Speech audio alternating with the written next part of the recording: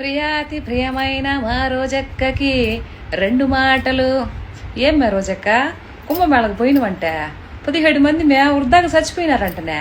ఇప్పటి వరకు కుంభమేళకు పోయిన వాళ్ళందరూ ఇప్పటికే సేమ కూడా చిన్న హాని జరగలేదంట.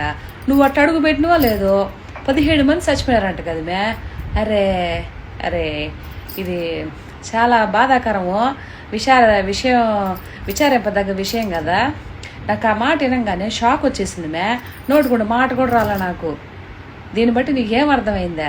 బేసిక్గా అనడం నాకు ఇష్టం లేదు కానీ నువ్వు పోయినవు కాబట్టి ఇది అలుసుగా చేసుకొని మాట్లాడుతూ ఉండా. ఎందుకంటే నువ్వు మొన్న జరిగిన మిస్టేక్ తిరుపతిలో ఆడ పొరపాటు జరిగింది, ఉందాతనంగా వచ్చి ఏం చెప్పాలా? నువ్వు ఏదో మిస్టేక్ జరిగింది, జరగకుండా చూసుకోండి బాబు గారు అని చెప్పాలా. దాన్ని ఏం చేసినావు నువ్వు? శవరాజకీయం చేసిల్లా. అప్పుడు 2 రాష్ట్రాలకే తెలిసింది. ఇప్పుడు 17 మంది మొత్తం ప్రపంచం మొత్తం తెలిసిపోయా నీ లెగ్గ ఐరన్ లెగ్ అని. అందరూ అంటూ ఉంటారు నేను అనడం లేదు తల్లి, నీ లెగ్గ మాకు తెలుసు కదా.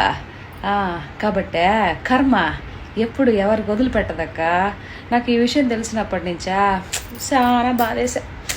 ఏం చేద్దాం రోజక్క, కాలం కలిసి రాకపోతే అంత ఇట్లే ఉంటుంది. సరే మరైతే కొంచెం కూల్ డ్రింక్ కూల్ అవుతావా?